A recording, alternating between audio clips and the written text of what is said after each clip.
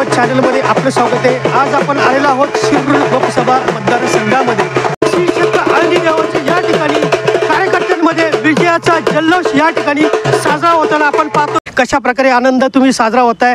एक तुम्ही निवडणूक प्रक्रियेमध्ये अत्यंत एक चोखाची जबाबदारी म्हणून काम केलं आहे, त्याचा आनंद म्हणून तुम्हाला काय वाटते? मला माझा आनंद मला जास्त माहिती आहे।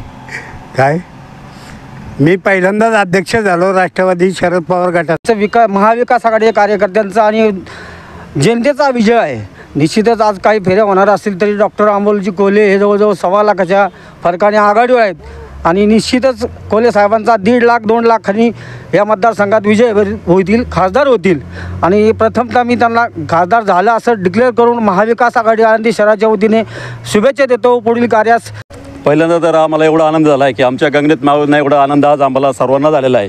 मी ज्या दिवशी मतदान मोजणी होती त्या दिवशीच सांगितलं होतं की अमोलदादा कोल्हे हे 2 लाख मतांनी विजय होतील आणि दुसरं असं की ज्यांनी गद्दारी केली त्यांना जनतेने धडा शिकवलेला आहे आणि हा विजय सर्व जनतेचा आहे। शिरूर लोकसभा मतदारसंघातील जनतेने अतिशय चांगल्या प्रकारे अमोलदादा कोल्ह्यांना भरघोस मताने निवडून दिलेला आहे। त्याबद्दल प्रथमतः शिरूर तालुका जनतेचे या ठिकाणी आम्ही विकास आघाडी यांच्या वतीने खेड शिरूर लोकसभा मतदारसंघातील सर्व जनतेने एक पुन्हा एकदा सिद्ध करून दिले की महाराष्ट्रात कोणतीही गद्दारी कदापिही खपून घेतली जाणार नाही।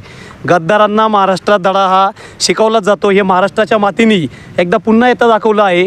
तरी संसदरत्न डॉक्टर खासदार अमोलजी कोल्हे यांची दुसऱ्यांदा निवड झाल्याबद्दल आळंदीतर्फे शिवसेना उद्धव बाळासाहेब ठाकरे शिरूर लोकसभा मतदारसंघामधून माननीय आदरणीय खासदार अमोलजी कोल्हे यांचं लोकसभेचं तिकीट डिक्लेअर झाल्यानंतर मतदारसंघामध्ये एक जी कोल्हे साहेबांबद्दल जी लाट उसळली त्याचा परिणाम आज आपण ह्या ठिकाणी पाहतोय। 1.25 लाख मताच्या मताधिक्याने खासदार साहेब या ठिकाणी निवडून आलेले आहेत। संसदेत केलेली भाषणं त्याच्यानंतर त्यांचे जे अभ्यासपूर्ण मनोगत आहेत त्यांनी वेळोवेळी आपल्या भाषणातून या ठिकाणी शिरूर लोकसभा मतदारसंघापुढे ठेवलेले आहेत।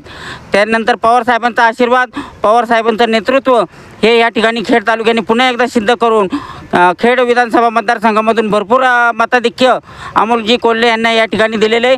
खेड तालुका जनतेला या ठिकाणी आळंदी शहर राष्ट्रवादी काँग्रेस शिवसेना यांच्या वतीने मी खेड तालुक्यातले आम जनतेचा आभार मानतो। विरोधी उमेदवाराची खासदार होण्यासाठी फार मोठी धडपड चालू होती। ज्यावेळेस शिंदे गट तयार झाला त्यानंतर आढळराव पाटील हे त्या गटात गेले अशी पेपरला बातमी आली। हे परत मातोश्रीवर गेले आणि मी काय शिंदे गटात गेलो नाही, पण खासदार व्हायची ते धडपड होती आणि ती पेपरला बातमी आली। आणि ज्यावेळेस ह्या शिवाजी आढळराव पाटलांची इथं ते ज्यावेळेस वाडी पुचली ते कुटी काय असतील ते पोचले, त्यानंतर खोके, त्यानंतर त्यांनी परत डिक्लेअर केलं की मी आता परत शिंदे गटात आलो। म्हणजे यांची खासदार व्हायचं होतं, धडपड फार मोठी होती, परंतु नशिबाने त्यांना साथ दिली नाही आणि अमोल कोल्हे साहेबांना शरद पवार साहेबांनी तिकीट दिलं आणि अमोल कोल्हे साहेब त्यांच्या कामाचे जेव्हा वक्तृत्वाचे जेव्हा असेंब्लीमध्ये जे त्यांची जे शेतकऱ्यांच्या बाजूने जी भाषणं आली, कांद्याच्या भावाबद्दल जे त्यांनी सभागृहात मांडले प्रश्न, त्यामुळं सर्व जनतेने गद्दारीचा आळंदी शिवसेनेच्या वतीने मी अमोलजी कोल्हे हे निवडून आल्याबद्दल त्यांचं खूप खूप अभिनंदन करतो व त्यांनी आता आळंदीत स्वतः लक्ष घालून जे काही कामं राहिलेत ते संपूर्ण करा हीच माऊली त्यांनी प्रार्थना करून मी थांबतो। जय हिंद, जय महाराष्ट्र।